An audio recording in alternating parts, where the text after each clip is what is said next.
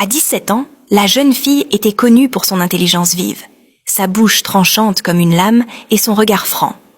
Fille unique d'un ancien chef de canton, elle avait grandi dans une maison calme, entourée d'interdits silencieux et de traditions que personne ne remettait en question. Pourtant, ce jour-là, alors qu'elle écoutait son père annoncer officiellement ses fiançailles, un étrange frisson lui parcourut l'échine. « Tu ne dis rien ?» demanda sa mère, remarquant le regard distant de sa fille. « C'est qui, l'heureux élu ?» rétorqua Halimatou, les bras croisés. « Un bon garçon » répondit son père. « Le fils de la famille Kanta. Ils ont de bonnes terres. Ils sauront prendre soin de toi. » Halimatou ne répondit pas. Elle se leva lentement, ramassa sa natte et s'éloigna sans un mot. Ce silence-là, dans sa bouche, valait plus qu'un long discours.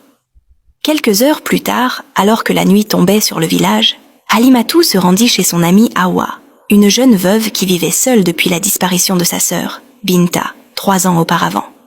Elles s'installèrent au bord du puits, là où personne n'écoutait jamais. « Tu sais ce que ça veut dire, n'est-ce pas ?»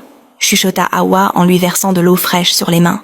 « Que je vais me marier ?» répondit Halimatou avec un sourire amer. « Que tu vas disparaître. Comme Binta, comme Kadi, comme tous les autres. La veille du mariage. Toujours la veille. » Halimatou la fixa. « Tu crois que c'est vrai cette histoire? Qu'elles ont été enlevées par des esprits? Je ne sais pas, Halima, mais je sais que ma sœur n'est jamais revenue et qu'on a retrouvé sa sandale au pied du grand fromager. Tu sais ce que ce genre de détail signifie, ici. » Le silence tomba entre elles, aussi épais que l'humidité de la nuit. Puis Halimatou souffla lentement. « Je ne vais pas fuir. Je veux comprendre. Je veux voir ce qui se cache derrière tout ça. » Le lendemain, les préparatifs commencèrent. On lava les calebasses, on suspendit les tissus blancs, et les femmes âgées s'installèrent sur les bancs pour tresser Halimatou. Pendant que les doigts s'activaient dans ses cheveux, elle fredonnait des chants anciens. « Elle est belle, cette enfant !» murmura l'une. « Oui, dommage qu'elle parte. »« Chut, pas ici !» reprit une autre en baissant les yeux. Halimatou, assise, sentit son cœur se contracter. Elle savait, toute, mais personne ne disait rien. Ce soir-là, elle s'allongea dans sa chambre, bien habillée, sa lame de rasoir dissimulée sous son oreiller, et attendit. Les coassements des crapauds, les feuilles qui froissent sous le vent, tout lui paraissait plus intense, plus menaçant. Minuit approchait. Et puis, ce bruit, un craquement, infime, mais bien réel. Elle ouvrit doucement les yeux. Une silhouette était là, flottante, silencieuse. Elle ne marchait pas, elle glissait. Ses contours étaient de flou, comme de la fumée qui prenait la forme d'un humain. Une femme, en robe blanche, les cheveux tressés, les yeux vides. Halimatou se redressa brutalement, mais son corps était lourd, comme cloué au lit. L'ombre s'approcha lentement d'elle, puis leva une main diaphane, fine comme un fil d'eau. Au moment où les doigts glacés touchèrent sa joue, tout devint noir. Elle se réveilla dans un endroit qu'elle ne connaissait pas. Un couloir creusé dans la roche, éclairé par des torches rougeoyantes. Les murs transpiraient. L'air était moite, irrespirable. Devant elle, des jeunes filles en robe de mariée marchaient en silence. Leurs pieds ne touchaient pas le sol. Certaines pleuraient, sans larmes.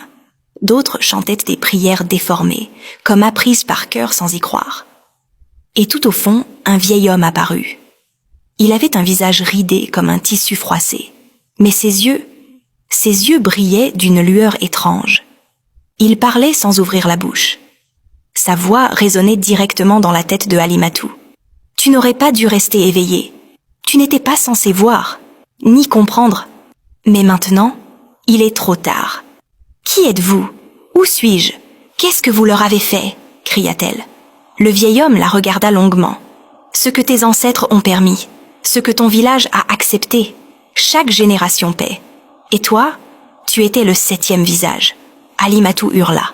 Elle recula. Elle lança la lame qu'elle avait gardée sous sa robe. Mais celle-ci traversa le vieil homme comme de la brume. Et alors, elle tomba. Tout son corps fut dans un vertige sans fin. Elle se réveilla en sursaut, dans son lit. Le soleil venait à peine de se lever. Mais ses vêtements étaient recouverts de terre rouge. Ses pieds aussi. et sous ses ongles, des filaments blancs, comme ceux des habits des disparus. Elle comprit alors que ce n'était pas un rêve. Mais au lieu de fuir, elle se leva, s'habilla, et alla voir le marabout du village. « Je veux parler aux morts, dit-elle. Le vieil homme la fixa longuement. « Alors il va falloir que tu sois prête à mourir un peu.